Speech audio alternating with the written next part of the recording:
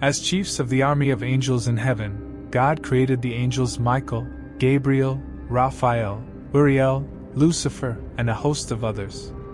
He considered making yet another group of hybrid angels. His research into his original works revealed specific areas where these new breeds of angels needed refinement.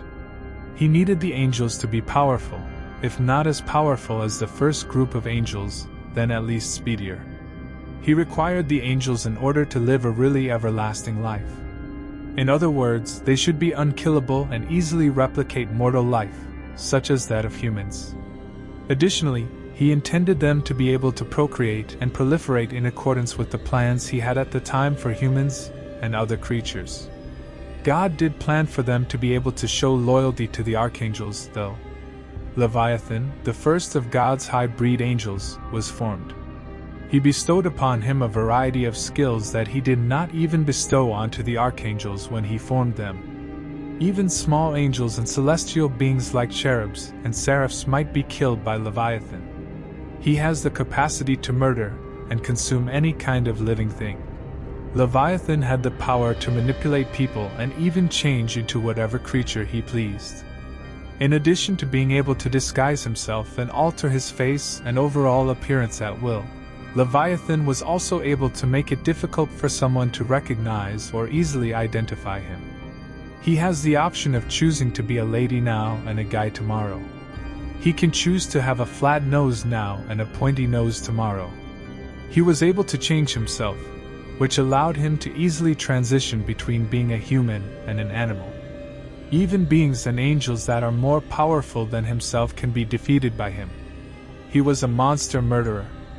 Before humans were finally created on earth, Leviathan was created after the archangels, before the other angels, the cherubs, and seraphs.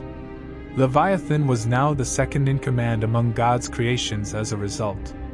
In addition to being extremely difficult to kill, Leviathan possesses the best capacity for self-healing.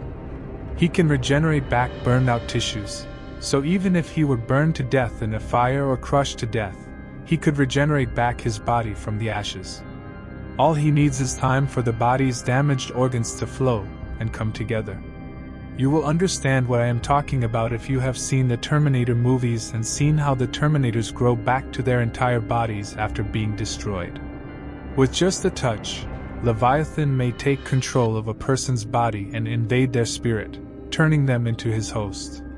He has the power to control the human spirit and reside in the human body, commanding the human to do as he pleases.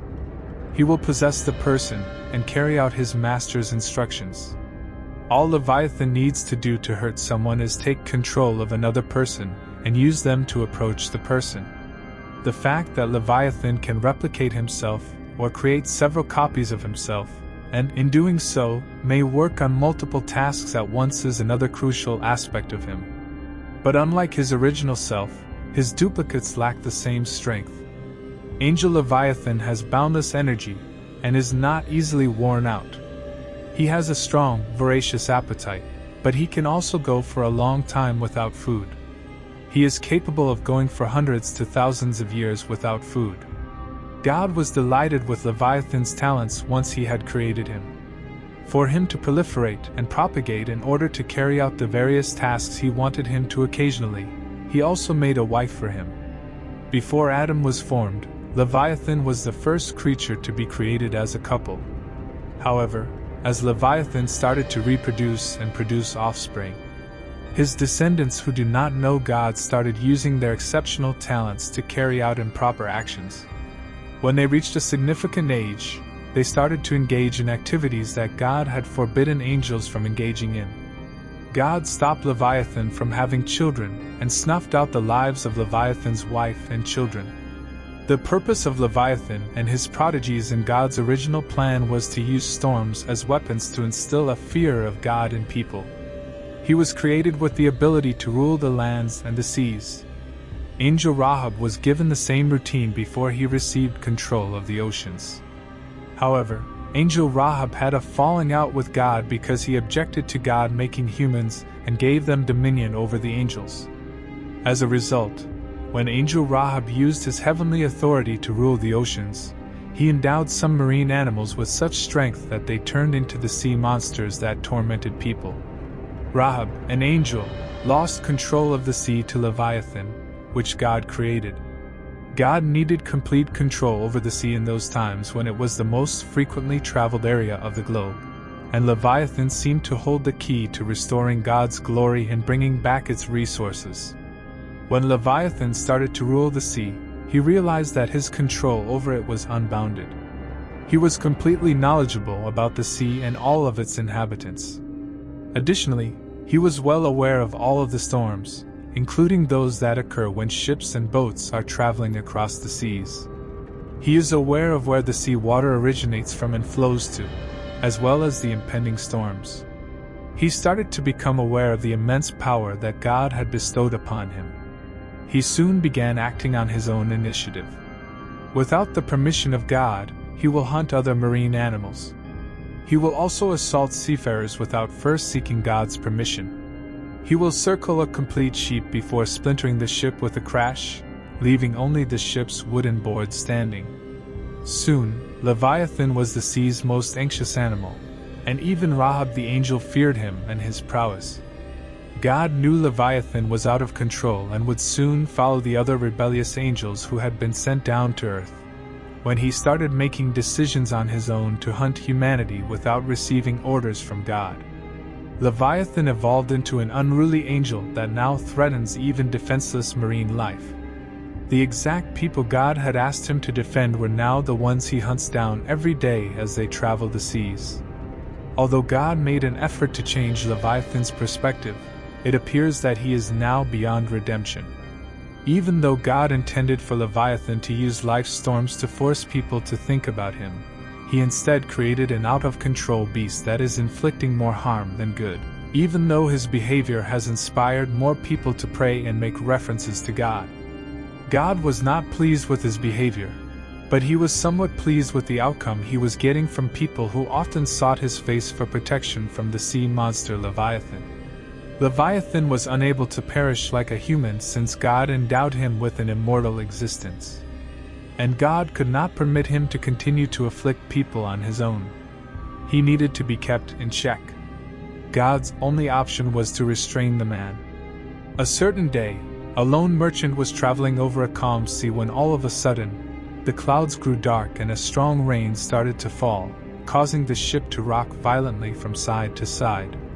The storms began, and then there were thunderclaps and lightning strikes across the sea. The storm appeared to have overtaken the sea, and the ship's tilting caused water to enter the ship's deck. A person was targeted by Leviathan who perceived an opening. Prior to the storm, he was asleep at the bottom of the water, but the perfect opportunity awoke him. To carry out his plan to drown the ship, he rose to the surface.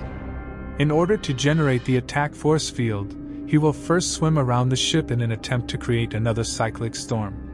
Because of the nature of this storm, humanity are still learning to navigate its waves. It is quite challenging to control the storm.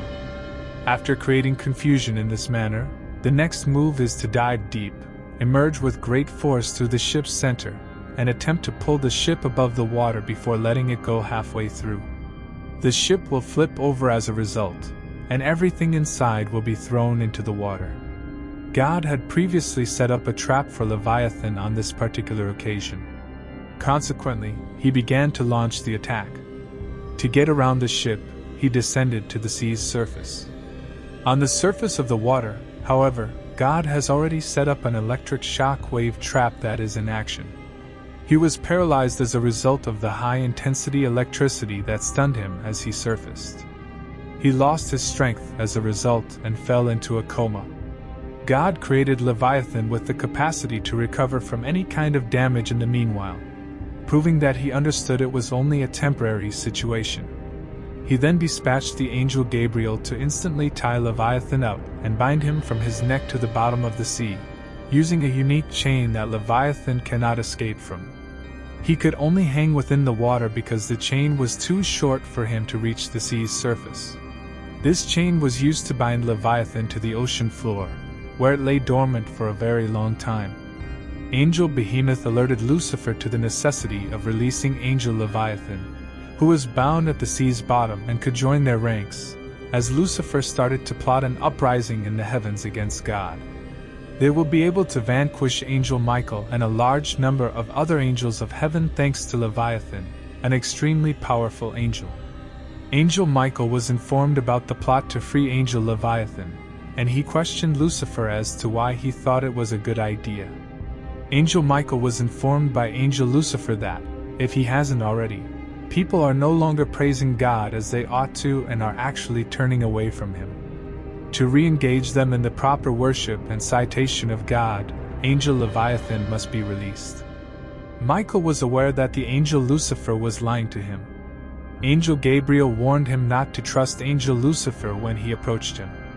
Nevertheless, Angel Belial, Beelzebub, and the rest of the angels in Lucifer's camp stood behind Lucifer, and there was such a heated debate among the angels about releasing the angel Leviathan in heaven that the issue was brought before God. While Angel Michael offered arguments to the contrary, Angel Lucifer presented a compelling case for releasing Angel Leviathan.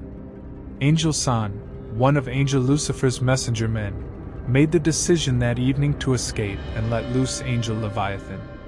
San descended into the depths of the sea and discovered Leviathan dozing off. San then grabbed the axe of the glory, which is the axe of God capable of destroying any material. The chains around Angel Leviathan's neck were snapped by him using the axe, and the chains disintegrated. He succeeded in making Leviathan lose. Unfortunately, Leviathan arose and promptly devoured him. He killed him in order to hide his break from confinement, and maintain the ability to pose as being bound to the sea and launch an unexpected attack from the water. When Lucifer learned that Leviathan had been let free, he sent Angel Beelzebub after him to persuade him to join their fight against God. The rest of the narrative will be covered in another video. Thank you for your support.